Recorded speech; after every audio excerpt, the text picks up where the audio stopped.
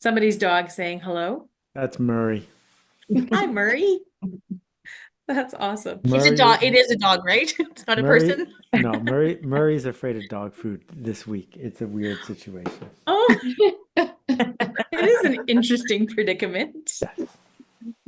But that's what we have pets for, to keep us on our toes, right?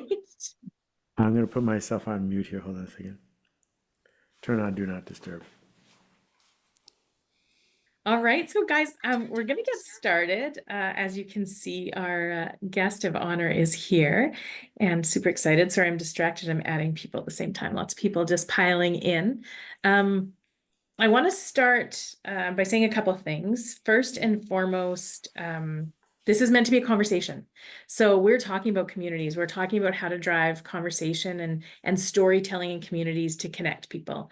But we're all here, and I don't make this a webinar that everyone's muted on purpose. If somebody's making a bunch of noise, I'm a hand talker. If somebody's making a bunch of noise, I may mute you because you might not realize, but the intent is that we're having a dialogue, and we're so grateful to have been joined by Seth and Murray, his dog.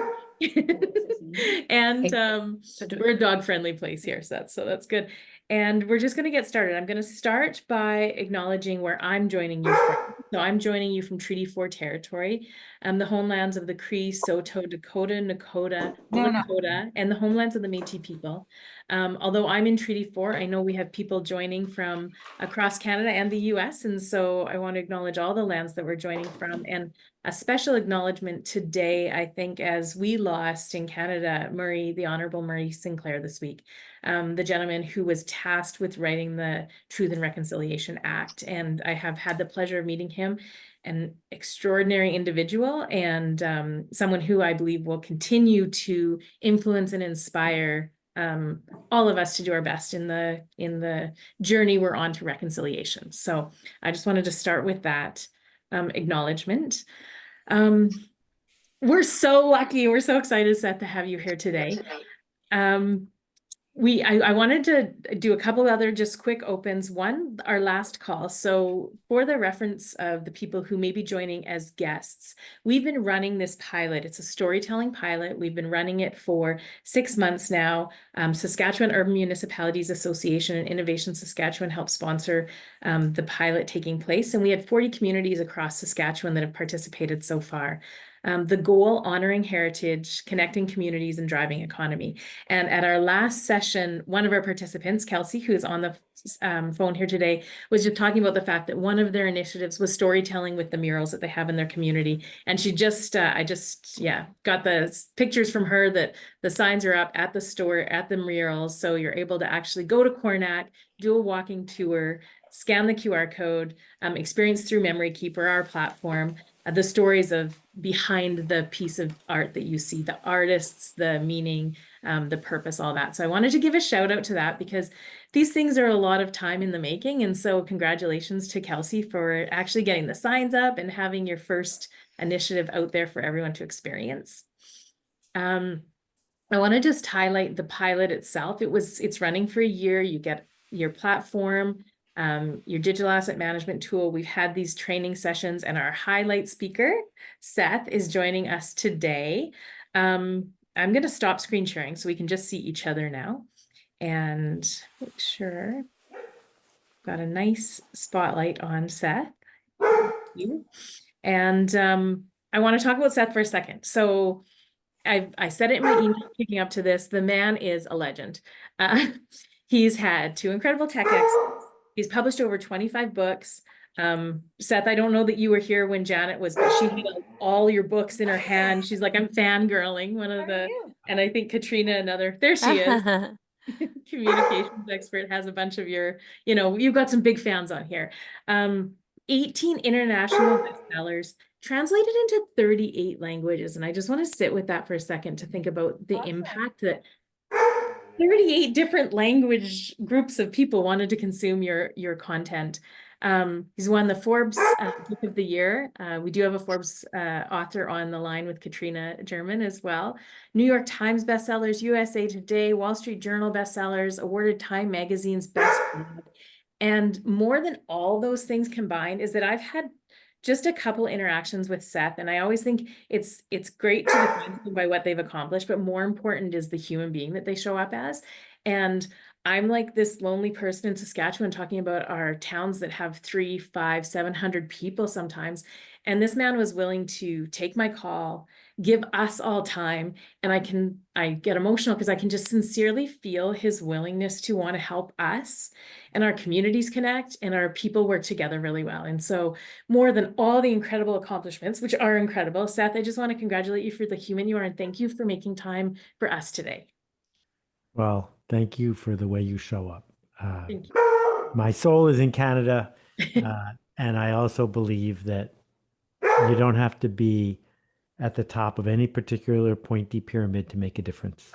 This idea that we talk about the top and the bottom is silly. What we're really talking about is the grassroots where everything grows. And that's what you are all showing up to do. And if I can contribute, I'm delighted to do so. Oh, that's amazing. Thank you. And we will, I I'm will sorry say, that Murray he's never been like this. Is my noise reduction helping, or should I go calm him down? no, you're good. You're good. Okay. And I don't think any of us, we're all dog lovers from what I Right, know. but I'm trying to be And professional. I apologize. no, we're fine with that. Yeah, you know when you say the grassroots of who the people are that are showing up today is we really do, and I want to set the stage that the majority of the people that are here are participating in this pilot project that we've run. We're talking about communities as small as 200-300 people to small cities, 30, 40, 50,000 people, as well as we have some individuals on from other geographies just checking out what we're doing. And so they really are like when I hear the stories of the communities that we're working with and the grassroots, just the grit, determination, and the way people Right. show up for each other, whether they have polarized political views, health views, whatever, you know, a barn's burning down or the town has some big event that they're fundraising for, these people show up for each other. So, so yeah, it's a pleasure for us to welcome you. So I'm going to dive in. Folks, we're running this as an interview type session. I'm asking questions, but like I said, unmute yourself if you want to dive in, if you want to have conversation. That's what this is all about. Our goal for today is to a little bit understand memoryKPR. We're a digital storytelling platform. We can help you tell your stories online in a safer way, a more respectful way than social media. There's no algorithms, there's no ads, but we're also here to help you cultivate your storytelling muscle and just get it really strong. And so that we can go out there and connect people with stories. So my first question, Seth, is when I think storytelling, and I think a lot of us, I think you, I have lots of the books and I have all your Audible books. And so I think as I'm setting the stage, we've got all these community, either it's administrators, tourism operators, economic development folks. I just want to open the question with like a little bit of advice from you on how do we leverage the storytelling best to help connect the people in our communities? And that's a big, heavy question, I know. So It's not heavy, but it's big. yeah. And there's a question or two or three before that. So why don't we try those? Okay. What's a story? Yeah. And even people who call themselves professionals in storytelling, I think, are confused about this. So I begin by pointing out that we, as sentient beings, had emotions about 1,000,000 years before we had words. And words are fairly recent. Words are our way of describing or causing emotions, but they are not emotions. They are simply a symptom. And what that means is if you're spending a lot of time wordsmithing and you're spending a lot of time insisting that people read the document or understand what you had in mind, you're probably missing where you need to begin. So the story is if you go to an open house in Saskatchewan and the real estate broker baked an apple pie in the morning before you walked into the house, that is a story that you smelled. There are no words about it, but it reminds you of your mom, which makes you have a different interaction with the house. If the realtor mowed the lawn before you got there, the 2 inches of grass that they took down has nothing to do with the value of the home, but it makes it way more likely that you're interested because you've imputed from this little tiny shift in the amount of grass something about the neighborhood and belief, etc. Negative things like racism and misogyny are nothing but story. And we need to be aware of the fact that the story got there before we did, and the story will be there after we leave. And what we have is a chance to inject the kind of change we hope we can make in order to make that story shift. But we're probably not going to be able to fundamentally change the person we're talking to. What we might be able to do is see who they are, what is at their core, and help them get to where they want to go, right? Culture is people like us do things like this. So that's where we have to begin. So that was a long rant, but That was not a long rant. that's That where was a I'm very starting. insightful start. All right, You but blew my mind. I'm gonna interrupt myself as you catch your breath because my dog is really bothering me. I'm gonna be right back. Okay, sounds good. That is yeah, he's already blown my mind. And so true, really, like when you think about it on the scale of we didn't have words. So I think about even the project I showed with Kelsey and Cornac, you know, putting words and story to a piece of art that is a feeling. I'm back. I That's can story. explain everything that's going on with Murray. Yeah, what's going on with Murray? So Murray is a shelter pup, of course, and shelter pups often have food issues. In his case, he hasn't been eating a lot for a month. I'm not sure why. And so what I've been trying to do is take high value dog food and cover it with the other kind. He doesn't like that. And so he was barking because he was frustrated. So I went and I got rid of all the regular dog food and just gave him the treats. And now You said, fine, here's the good fine. stuff. Exactly. He wins. Today. The battle, not the war, Yes. hey? And if people ask good questions later in our talk, I will show you a picture of Murray in a canoe. But that's Oh, okay. I want to see that. So we better get some good questions going, guys. Exactly. My sister had just got a rescue dog as well, and he's taking all the pets' dishes with the food in it and burying them. Yeah, exactly. Yeah. They're crazy, like us. Okay, so that was a great place to start, is where this, like, what is story? And so now if we think, and I'm going to jump around to the questions I even sent you, but I think about, and I didn't read the questions because I just want to be, so I can do whatever I want. I just want to be in conversation with you. Okay, awesome. And I'm thinking so a community that's maybe wanting to tell the story of their past, their present, maybe their future. How do you get that, or do you have any recommendations for how you get that apple pie? How do you get that grass cutting when you're telling a digital story? Like, we do picture, video, voice, that's a little bit, but how do you capture it? It's hard, right? Well, why do we want to tell the story of our past? It's not just to tell the story of our past. There's some sort of outcome that we're hoping for, some sort of shift in people's posture, etc. So we begin there. Who's it for and what's it for? You're not telling this story to people in Seoul, Korea. You're not telling this story to people in Paris, France. You're telling the story to people in this part of the world. Yeah. And the story, the facts of the story, you know, in my country, we've got the story that George Washington chopped down the cherry tree and he got in trouble for it and he told the truth. The story doesn't happen to have been true, but it's important because it was a lesson that parents wanted to teach their kids. People like us do things like this, right? And so the reason we want to tell the story has to do with belonging and dignity and connection. Okay, so why not just like type it up, single spaced, paste it to a lamppost and have people read it? Well, because they won't. Well, and even if they did, they're it's going to be challenging. So now we've got, here's this digital opportunity we have.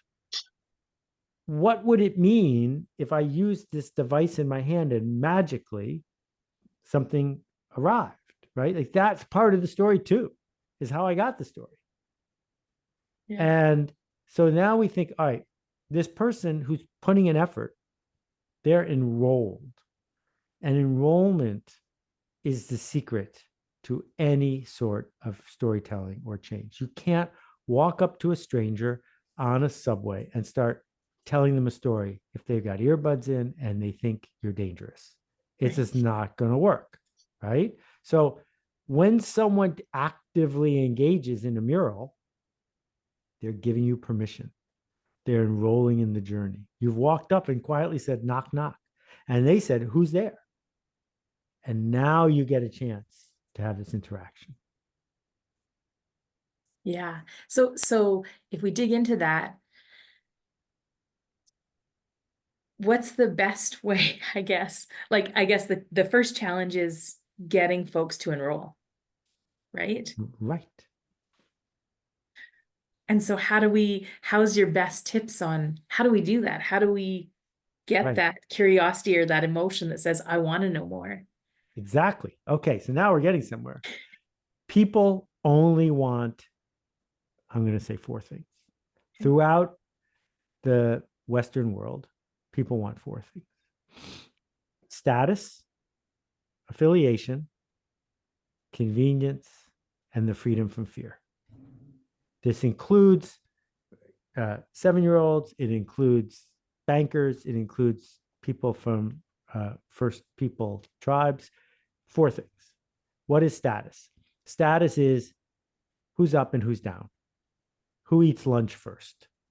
And there are all sorts of fascinating ways that we can dissect status. Status is not just money. Money is just one common indicator of status. So in the Pacific Northwest of the United States, the tradition arose 1,000 years ago of potlatch. Many of you know what potlatch is, in which 2 tribes would meet and the chief would show how much of their possessions they could give to the other tribe. It was aggressive. It was actually outlawed because it was so aggressive. Sometimes you'd end up with the chief naked. And the reason that you would do it is to demonstrate that you had no problem replacing all this stuff. You got so much, doesn't matter, take it. And that's status. Affiliation is who's to my left, who's to my right, right? So if we look at the people who are here, Katrina, Janet, Matthew, Candace, no one's wearing a tuxedo, no one's wearing a prom dress, because that would be weird. Well, what would make it weird? It's just not what we do on Zoom calls in the middle of a Wednesday or Thursday, whatever day today is. So we want to be in sync. Convenience is the bane of the last 20 years, 50 years of our existence in North America. We'll do almost anything for a shortcut. And the freedom from fear is just what it sounds like. So if you're not offering at least one of those 4 things, you're not going to get enrollment. Wow, that's a great.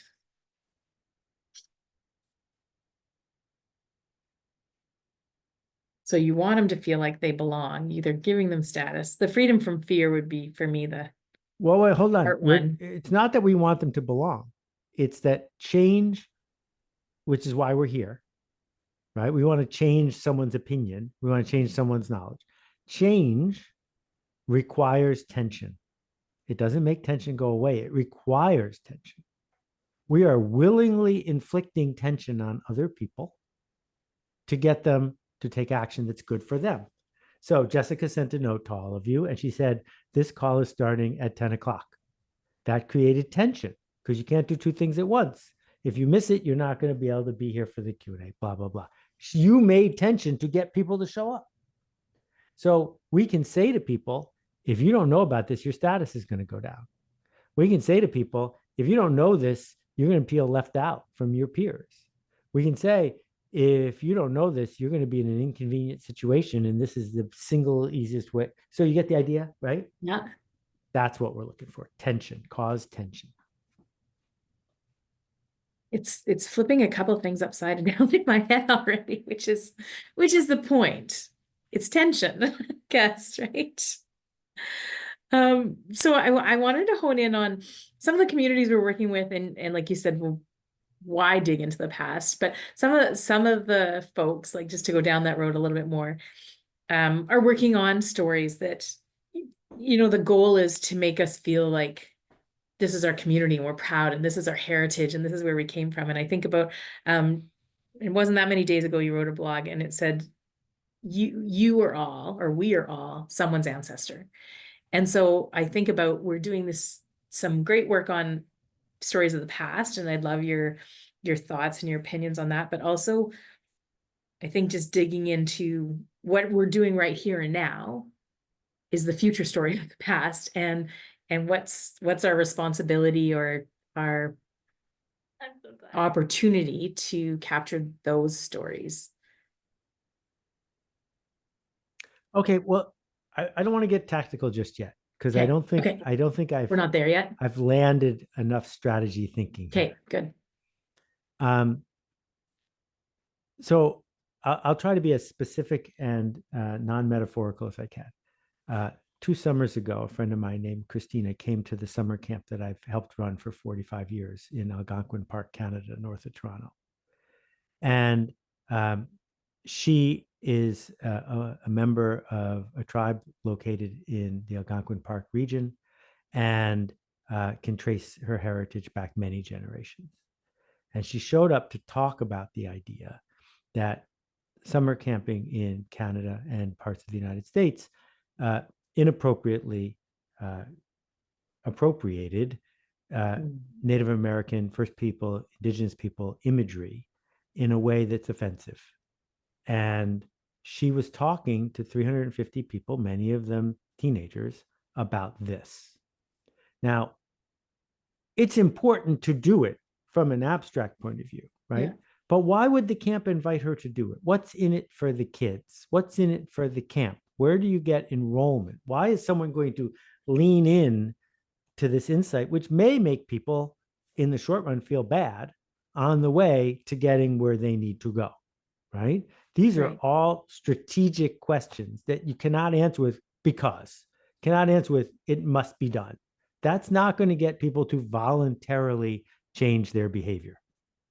And so it's very challenging to use ideas around things like shame to get people to make choices. But when you bring in status and affiliation, it's different. I've done work with Water Health International. They bring clean water facilities to small villages, largely in India. And if you can get clean water down the road, you can save 2 hours a day walking to go get dirty water, but it costs a nickel a can. How to get people to shift a 1,000-year-old tradition? Well, the first thing they did was they made it you couldn't refill any can. You had to use one of their cans, which is bright red, which meant that as you're walking through the village, everyone can see that you have a high status jerry can of water. That's huge. That's really what you're buying for a nickel, is other people seeing you carrying the water, not the water. And then the second thing they did was when they get to a village, they bring with them a couple battery-powered microscopes. And they go to the elementary school and they give them a lesson plan for a biology lesson that involves the kids bringing in water droplets from home and looking through the microscope at the water that their family has. And what happens, of course, is you're projecting on the wall different kinds of water. And now 7-year-olds go home and they say, hey, Mom, how come our water has all these things floating around in it? And again, status. No one is saying you should drink clean water because it's better for you. That's not what's been on offer here. Do you see what I'm getting at? Yeah. So I'm not arguing with the truth of what you're doing. I'm arguing with the strategy of why the story exists. Because once you know that, then you will tell a story that gets people enrolled, and then they'll go in and dig in and get all the facts. Yes. Sorry, I'm again rethinking, like a lot of these projects. We started with what's the story? And actually what we want to start with is like, what of those 4 does it fulfill for people, so that we can design the story so that it does, because that's the only way they're not going to walk by that sign and that QR code and want to enroll. Yeah, exactly right. Yeah. And probably the trickier of the decisions. Yeah, if you get that part right, everything seems so easy. Yeah. And how do you get that part right? Like, I think about some of these communities. They're the audience, I mean, the goal is the same, kind of. We want folks to it's engaging in, whether it's like future dreaming of what the community is or whether it's past honoring. We want them to engage. But if we pick that apart a little bit more, can you help me get to how would we decide which one is the right one in a case like, let's say, a heritage story? Is it Right. affiliation? Well, it's often a dance between the two. So the thing is, we need radical empathy, not the empathy of kindness. And I'm just betting that everyone on this call has that. I'm on a lot of calls where that is not present, but it is present here. I'm talking about the practical empathy of acknowledging that you are not them. You don't know what they know. You don't want what they want. You couldn't imagine wanting what they want. And you have to be able to say that's okay. That demanding someone give you their attention and passion because it's important to you. You know, like while we're having this call, there are people in parts of the world who are going blind for the rest of their life from river blindness. And people who are on the river blindness program to eradicate it, which only costs $3 a person, can't believe we're having this call. Like, why aren't we all working on river blindness? Yeah. And everyone's going to work on what they're working on. Yeah. So with that said, I'm just going to stereotype here. Let's say it's a small agrarian community with 200 people in it. Okay. And I want folks to pay attention to this thing, right? Well, are there 2 or 3 farmers in town who have more status than the other ones? Who, when they speak up at a city council meeting, people listen? Are there people in the community who are respected and already get the benefit of the doubt? Probably. Yeah. So if they were the sponsor of the mural and their name was on it, would they feel like their status was going up? Could be.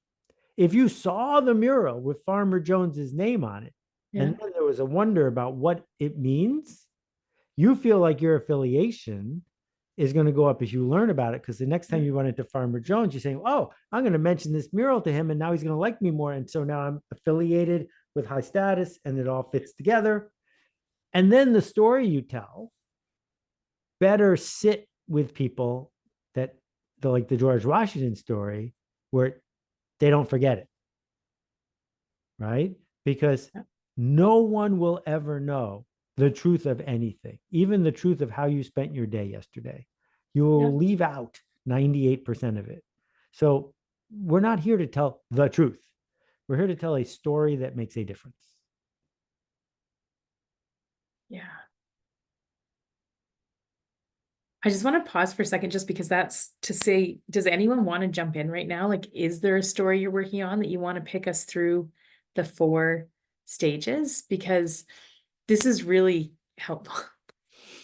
Sometimes if people type their in the chat, we can call on them. That way it makes feel safer than you coming off mute. Yeah. But you do it any way you want to do it. I know Canadians are so polite. It's tricky.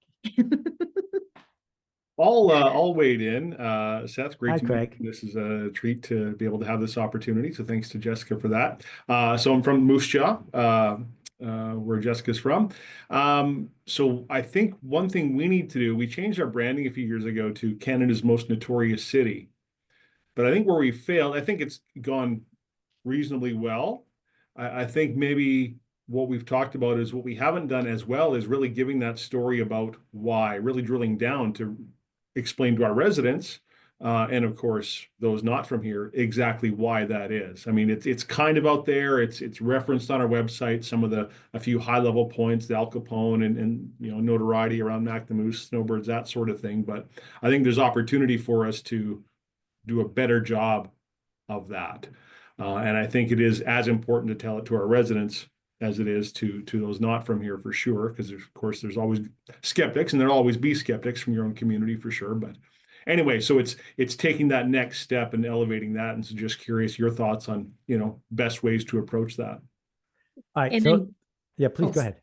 I was just gonna say, and I'm curious, if we broke down those 4, what was the first one? Was it status? Was it affiliation? Yeah, sorry. Oh, I'm sorry. Were you asking I Craig was or kind me? of asking both of you, but maybe Okay. probably you, Seth, because I think this concept might be newer to Craig and I to really start there, or maybe not, Craig. No, it is absolutely newer to me for sure. So I appreciate, Seth, your insight on this. Okay, so I'm looking at your website. So because I confess, I love the name Moose Jaw. I've never been to Moose Jaw. I would move to Moose Jaw just so I could say I'm from Moose Jaw. Oh, we could get you here. Well, but you couldn't get my wife, and so that's why it's not going to Fair. happen. You didn't. Canada's most notorious city isn't your brand; it's your slogan. And a brand is a promise. Nike has a brand. Hyatt has a logo. If Hyatt decided to open a sneaker store, we have no idea what Hyatt sneakers would be like. But if Nike was going to open a hotel, all of us know what a Nike hotel would be like, right? Because Nike makes a promise and keeps it. Hyatt says, you're looking for a dark, quiet place to sleep. We got one of those. So Moose Jaw says, we've got some interesting things in our past. We got a great slogan. That's terrific. But your story is more complicated than that. And your promise is more complicated than that. So where I begin this kind of question to you is, what do you want people to do? Do you want them to be proud they live in Moose Jaw, or do you want strangers to move to Moose Jaw? And we have to pick one, I guess. You got to pick one. Well, because of course the answer is both, for growth and those things. But perhaps I might put more weight onto the local angle of that in terms Being of proud. being proud of why our residents should be proud. I think that's a big area of opportunity for us. Yeah. Okay, so that's not what the website says, but that's totally fine. And so now we think, all right, what does it mean to be affiliated with people who have chosen to be here, as opposed to begrudgingly being there because you have no choice, right? Yeah. And when we think about the pride of it, what's it like around here? People like us do things like this. Can you describe things that are really Moose Jaw when they happen, and things that, if they happen, don't feel like Moose Jaw? Because now you're starting to get at what it's like around here. People like us do things like this. So I grew up in the Moose Jaw of the United States, Buffalo, and also an underdog city. And there are plenty of things I can remember that would answer that question about my hometown. So what would you say is built into the story of yours about what are things like around here? Yeah. Well, I mean, Moose Jaw for years, we've had a few slogans, I guess, over the years from Moose Jaw, but prior to Canada's most notorious city, it was the friendly city. And there are about 100 or more than 100 in North America that claim to be the friendly city. And that's one of the reasons why, it was trying to be a little more distinct in that. But people still, though, there is that pride, and rightfully so, in that we are a very friendly community, generally speaking, and very welcoming, and people who have been here their whole lives, and I haven't, but 30 years now, so it really is home for entrenched in that. But And Craig, I think about the Get a Life campaign that you did, only because, he was kind enough to ask me and some other people I know that have businesses or have moved back here to be a part of the campaign. You answered those questions in that a bit. Like we had a video about doing the things that we do in town, the kayaking, the biking, the really short commute, the really affordable houses, like knowing your neighbors. We had a lot of that stuff. So you kind of answered that in a feeling I'm just thinking about that campaign. So I guess what I'm getting at is, you're not going to celebrate current residents for being notorious. I don't think you want to create a more notorious place. You don't want to say, that guy's a gangster. He's full Moose Jaw, right? And if you're saying that built deep into the culture of this place is friendliness, and you start elevating and celebrating and modeling those behaviors, now you're building an actual brand, right? Because you're creating the conditions for people who want to affiliate to act even more like that. And the problem with slogans is you need a committee to make one, and they immediately start to die as soon as you leave the meeting, because when they are confronted with real life, the slogan doesn't hold up because no one else is invested in the slogan the way you are. Whereas if you can figure out an elegant strategy of how you repeat over and over again what things are like around here, you can keep amplifying that. And so that's why I'm glad Jessica and I started with the strategy part here, because otherwise I just be giving you my opinion about your slogan, and my opinion about your slogan doesn't matter. Yeah. And so the way you describe that, as Craig's, going back to his desk and thinking, how do we keep this going? And how do we bring that feeling of what it's like and that pride into the words and the stories? Is that, I'm still back to is that status? Is that affiliation? All right. So if I'm going to tell my friends that I'm moving to Moose Jaw, Yeah. I'm going to tell them all the things you just said, right? It's Yeah. it's the Boise of Canada, Yeah. it's not Boise. What's that place? In Idaho. I can't remember. I went there recently. Coeur d'Alene? I don't know. They got a river in the middle of town and all Yeah, this Coeur stuff, d'Alene. right? So Yeah. that raises my status with my friends, because even though I'm suffering from affiliation by moving away, I have the freedom to go do that, to live this life that I've chosen, right? When I get to town, I'm going to be lonely, but I can affiliate with other people if the stories that you're telling and living line up with the stories I'm telling and living. And so you can create these conditions by putting people into clusters and saying, you know what we have here? Everyone, when they move to town, calls Craig. Craig asks them 5 questions and introduces them to 8 people who are going to become their best friends. It's a small enough place that Craig can do that, right? And that matchmaking starts to create affiliation, making it much less likely I'm going to leave because I already have friends. So it's affiliation status, back and forth. And some places like Silicon Valley, where I used to live, are 97% status. It's horrible. You want to throw up all the time. And other places, status is frowned upon, and being in sync is everything. So if you move there from New York, it's frustrating because you don't know how to gain affiliation without status. And so you don't know how to fit in enough. And I'll let Craig off the hook here, but I'll give you one great example of the kind of storytelling that we're talking about here, that's resilient, that's not expensive, that grows, that lasts a long time. Alcoholics Anonymous. First of all, it's not anonymous. People talk about it all the time. And who knows who's in charge? I don't know where their headquarters are. They never do a fundraiser. So what's going on? Why does everyone know about it? And why is it that you can go to any city in the world and be part of the Alcoholics Anonymous story within 5 minutes, right? It's resilient. It's consistent. It's only a 1-page long document, right? But you get the joke. You're enrolling, you're choosing that, right? Exactly. That's a great example that I never would have thought of. Thank you, Seth. Appreciate all Thanks, this. Craig. Now I'm questioning that. Who is in charge? Where is their headquarters? So it's just a thing that we've managed to make a thing everywhere.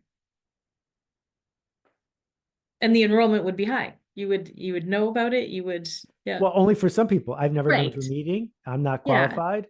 And so it's not for me. And you got to be Yeah. able to regularly say it's not for you. And maybe I should say the enrollment, the people who know they need it, they're enrolling. Right. And they know they've got a community as soon as you get there. Right. And so it's almost like, how do we create that, not the same need, but that it's it's safe, or it's, you want to enroll if you, whatever it may be, you're moving to the small town and you want to have that same affiliation. And interesting. Okay, that blows all my questions out of the water. I did, and this is maybe tactical, but I did want to speak a little bit about your blog. Because I think there's something to be said. I'm working with a lot of these communities. We're showing up, we're doing a story here or there. We're probably now rethinking how we get people to enroll in it and you know what the buy-in is.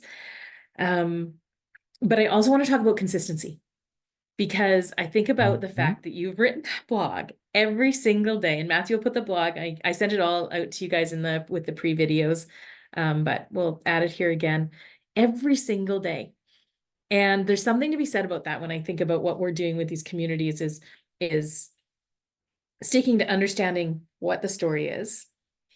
This is just my wisdom from you now, why we're telling the story and how we want people to enroll, but also how we continue to show up, because it's a lot of the initiatives are one at a time, and then it didn't go far enough, fast enough, and then we stop. And so I just want to talk about that for a while, if that's okay. Perfect. Yes. It's been 24 years without missing a day, give or take. I've written 3 million words. Wow. When I started, I had 100 readers, and I've never done anything to get more readers. I don't keep track of how many readers I have. That's not what it's for. And if it only had 100 readers, I'd still write it every day. Kind of writing it for you as much as you are for all of us. Yeah. Yeah.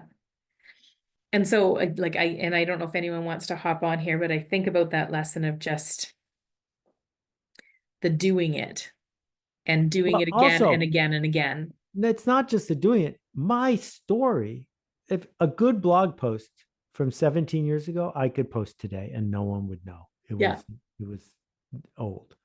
And when you get bored of your story, it's tempting to change it. But my friend, the late Jay Levinson, used to say, don't change it when you're bored.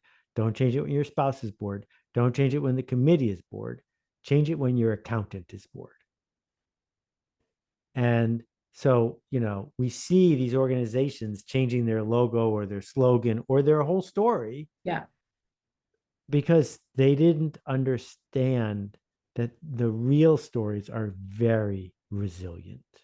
Timeless almost. Yeah. And yes, technology will change systems, and a story does need to change. Harvard has changed its story 3 times in the last 400 years. And sometime soon, they're probably going to have to change it again. But 3 and 400 years is a good track record, I think. Yeah. Yeah. And I think the technology, we're doing some projects. There's some towns that have some really old media that now they're just using us to be able to make it easier to share with their community. Right. Old voices and, but the story itself hasn't changed. Exactly. Yeah. And I also think, and it's worth addressing, although again, probably somewhat tactical. If you have any wisdom for those, most of the people that are on, if they're administrators in any degree, tourism, economic development, what have you, for their community, some are community relations. They, I would say in some ways they know that, and they're trying to be consistent. And then every 4 years, a new group of people come in with new ideas, and they want to put their own, you know, mark on things. Any advice for those, how to balance that new energy that you want them to be excited and you want them to want to have an imprint, but also with. Yeah. So what do they want? They want status or affiliation or the Damn, that's good. And so, you know, there you walk into the, I've not been there, but a friend went to the headquarters of the Greek Orthodox Church, and there's this long hallway, and there's oil paintings all along the hallway of each one of the leaders. Yeah. So the story's right there in front of you. Don't mess with this. This was here before your great parents were born, and it's going to be here when you're gone, but you got your picture on the wall, right? Yeah. That we understand that some institutions are maintained through that.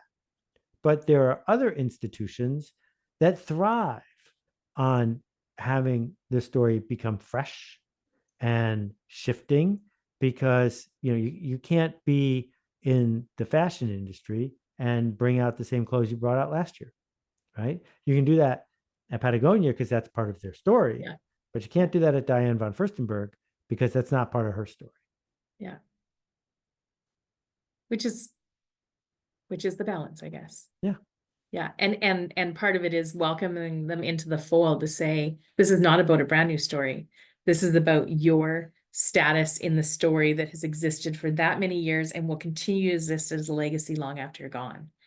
And so then you're, as administrators or tourism folks that are still working on all these campaigns and trying to be consistent and having these changes, you're just saying, here's the merge lane that you get to come into this really long, deep root, story, and you get to stay part of it long after you're gone. Yeah, exactly. Oh, that's really nice. Anyone else? Does that answer some questions for some of you? I think Colleen has her hand raised here. She wants to ask a question. Oh, yes. That's okay. Hi, Seth. Hi, Colleen. Hi, thanks, Jess. I'm from Regina, which is just down the road from Moose Jaw, and I work with Regina Public Library.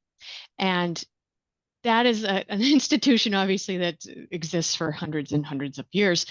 And so we've kind of got deep roots there, we all know. But we are trying to build a new central library.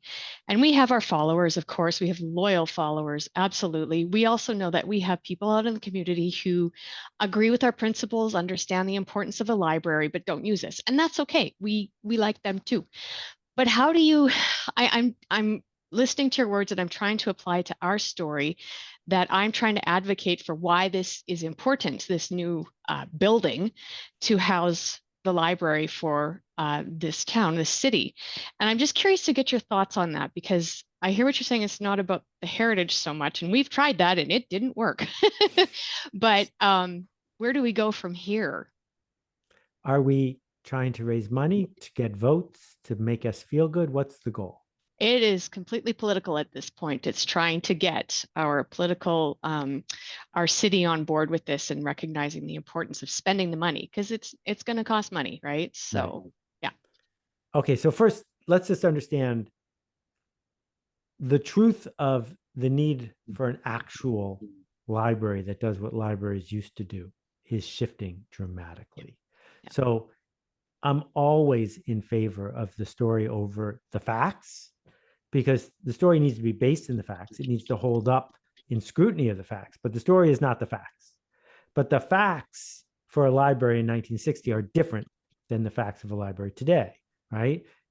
Recently, 10 years ago, most of the libraries I visited were actually DVD rental stores that pretended to be libraries. And now with online streaming, that's going away too. So that's not what's on offer here. But even if it was, that's not going to create the urgency, the status, the affiliation, the tension that we're looking for.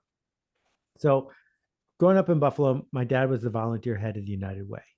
And he looked at how the United Way raised money and found that it's great to collect $19 donations, but a $1,000 donation is 50 times as good.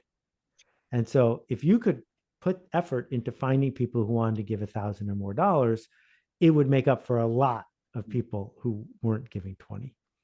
And so what he did was, using his understanding of the various clubs and things like that, he every evening for a couple of weeks would go and visit a few people who belonged on that list. And he would just show up and say, "Hey, Mort, here's a list. These are the people who are on my $1,000 donation list. Do you want to be on it?" And it was painfully obvious that status and affiliation were both at stake here. Yeah. And he grew the list. I don't know, maybe when he started, there was 50, and when he was finished, there was 500. And as he added names to the list, it got easier and easier to add names to the list, because no one said, well, do the Boy Scouts really need the money? They were saying, oh, people will notice if I'm not on this list. Yeah. So if I'm trying to get the city council to pay attention, if you create this high status circle called Friends of the Library with people who aren't friends and who aren't friends of the library, but who want to be on a list of at the core of civic engagement, and they see that being on that list is a critical part of their narrative of who they are and what they where they belong, and you're very careful about how you adjudicate it. You don't just let anybody in. It's people like us doing things like this, and you can have 4 different lists if you want, but this list is notable because I'm not on it, right? And you're not even asking these people for money. You're just saying, we picked you to represent what it is to be a Reginan. Is that how you say it? Someone from Regina. And when you show up at the hearing and you say, these 40 people in this industry and these 30 people in this industry and these 20 people in this community all say that we need to look in the mirror and see that we're the kind of city that has a library we can be proud of. Yeah. You've shifted the conversation, because again, you went right back, not to, I need to prove we need a place for kids to get a book, to, I need to celebrate the people who have power around here. Yeah. Yeah. That makes sense. And I feel like the 30th and the 40th and the 50th, like you said, are easy. Not easy. Colleen, I know it's not easy, but easier. What's the first and second and third look like? Like, how's that? And I guess that's a lot status. That's maybe, we knew you were the one that could spearhead this. We know you have the influence to, to help us create the story and tell the story, or. Right. So, first thing, you thought I forgot, but I didn't. That was such a good question, Colleen, that there's Murray in a canoe. Oh, no, that's not Murray. Oh, yay. There's Murray in a canoe. Oh, in a canoe. Aww. There we go. Oh, he's beautiful. Yeah, he is. Anyway, when we're done, go on YouTube and look up guy number 3. And you can put my name or Derek Sivers' name. And it's a music festival. And what happens in the music festival is the first guy is just dancing by himself. He's a weirdo. And the second guy is a second weirdo. But the third guy changes everything, because the third guy means that it's safe for people 4, 5, 6, 7, and 8 to join. And by the next thing you know, everyone's there. So some people are guy number 1 because they'll do anything first to just be outlandish. You're looking for guy number 3. Guy number 3. And Love so it. the key to the whole thing, and again, I'm using some examples that involve money. Money is not the point here. They're just easy examples for me. You go to a few people and say, if Tracy and Joan and Bob sign up for this, can I count on you to be in it? And then you make those 4 phone calls. And once all 4 of them say yes, you have a yes, because all 4 of them said, if they'll do it, I'll do it. So now you've got your steering committee. Steering committee is super high status. Yeah. That's even more status than the next one. And the steering committee never meets. That's fine. It's just who is on the short list, because the people who want to be on the short list are enrolled in staying on the short list. Yeah. And you're creating tension by stirring up the social structure of a community by saying, this is a new voice, and the people on this list are going to have their name on the cornerstone of the building, and they're going to be and we're doing a newspaper story next week about this. We already have these 9 people. The deadline is tomorrow. Do you want to be in the story or not? Right? Can you name 3 things that were important for the library when you were growing up? Right? Everyone has an answer to that question. So this idea of, as Candace says, FOMO, you're creating it on purpose for a good cause. You're not manipulating people, but you're creating the conditions to help them get what they want. Yeah. Awesome. Thank you so much. Thank you. Appreciate this. Gosh, I hope that helps. I think you guys have such an incredible story to tell at the library. So it's just how to tell it. And I really appreciate this. So thank you. Yeah. And it's how to amplify it, I guess, through those people, the early. I just want to open, you guys. We have 8 minutes left. Any last questions? And I want to give a shout out to who was our first guest host with me, which was Andrew Hiltz, who's on the line, and I'm looking at him. Andrew's the Sask Wanderer. And so, Seth, we have a role in Saskatchewan through our tourism operator where Andrew's also an introvert and very quiet. I just spotlighted him, so I'm very sorry, and I'll take it off in a second. But I just want to shout out to the stories he tells in Saskatchewan, because he's actually been an inspiration to a lot of people on the line. He goes to small communities. He does things like the best rink burger in Saskatchewan, the best donuts, and he goes to all the communities and he manages to extract these incredible stories. And so whether, Andrew, you wanted to say hi or do have any questions, but I just wanted to give a shout out because the stories we started with, which were your stories, Andrew, have really inspired a lot of the things that have happened throughout this pilot too. So. No, I really appreciate that, Jessica, and Seth, big fan, and grateful to be here. And listen to your knowledge. My wheels, I'm sure, like everyone's, have been spinning like crazy throughout this, trying to piece those four strategies into what we do. And I've been more so thinking from a tourism Saskatchewan standpoint, more than my Saskatchewander storytelling about how these things fit. And Craig's discussion about Notorious Moose Jaw had me thinking about, to me, notoriously, the notorious city is almost like a people like us do things like this in terms of people who who enjoy history. So, but that's a campaign that I've always just thought like, okay, that does it definitely does the job of showing that it's a historic city from a tourist perspective, but totally rethinking, well, is that our goal? Are we trying to get people? And then thinking from a broader tourism Saskatchewan perspective, our big goal is to reach X dollars in tourism expenditures. So status for the province and where we stand on a provincial level. And one of the things that we're doing to kind of reach those goals and stand out from other provinces in Canada is we're leaning really heavily into niche marketing and things that people can only do here. I don't necessarily haven't come up with a question for this yet. I've been trying to think of a good way to ask, but in terms of standing out as a true underdog, the province of Saskatchewan, there's no doubt about it, we're an underdog in comparison to Canada. Yeah, we're right next to those beautiful mountains, and but we've got so many great things that people don't know. But boundaries and constraints are the point. They're nothing to be sad about. They give you the thing to lean against. So let me wrap this up with two stories from my family that I think will help you think about the depth of story and also about the guts it takes to do the thing that you know you can do. My son started a nonprofit that feeds the hungry in New York, and he built it solo to something pretty significant. And in raising money, he would get a meeting with somebody, and then he would ask them one question. He did not spend time with the statistics of how many people in New York are hungry every night, which is an astonishingly large, shameful number.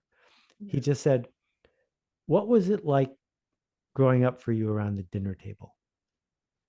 When you were growing up, what happened at dinner? Everyone has an answer to that question. Yes. Everyone has a story they want to tell about that. And then he could say, what do you think it's like for a kid whose parents are on food stamps? And now you can have a totally different conversation. And some of the people he was raising money from grew up with parents on food stamps. So it was either way, no matter how it went, things opened. It hit the heart. Exactly. Right? But it was just a simple 1-word, 7-word question. One sentence. And the second one is my mom, who passed away way too young, was on the board of the Albright Knox, one of the most important art museums in the country. And they weren't getting enough visitors who hadn't been there before. So before Antiques Roadshow was on television, she called up Sotheby's and she persuaded 2 Sotheby's appraisers to come to Buffalo.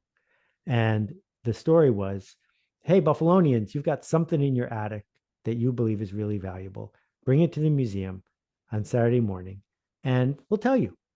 Do you feel the tension in that? Right? Like, because if you go, you might be disappointed. If you don't go, you'll never know. And my mom came home the day before and she was uncharacteristically nervous. And she said, what if no one comes? And then she smiled and she said, well, if no one comes, no one will know that no one came. Oh, your mom anyway, sounds fabulous. The next day there were 5,000 people waiting in line. Oh, wow. Wow.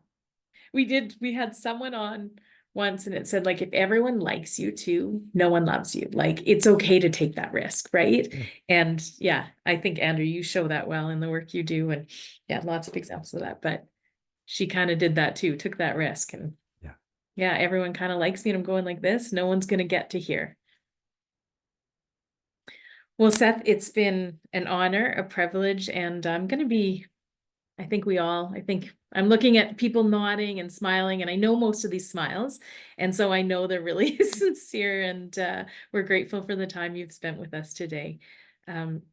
Anyone, any closing, just thank yous? Yeah. So thank you very You much. guys are great. Keep making this ruckus. One day, maybe I'll be lucky enough to We'll to get Moose you Jaw. here. We'll get you to Moose Jaw. You know what I'll do? I got to figure out a way to convince your wife. Or the dog, one or the other. Oh, I could get the dog here. That's just a good treat. Thanks, everybody. Okay, thanks see you. everyone. Thank you. Bye-bye. Bye. Thank you.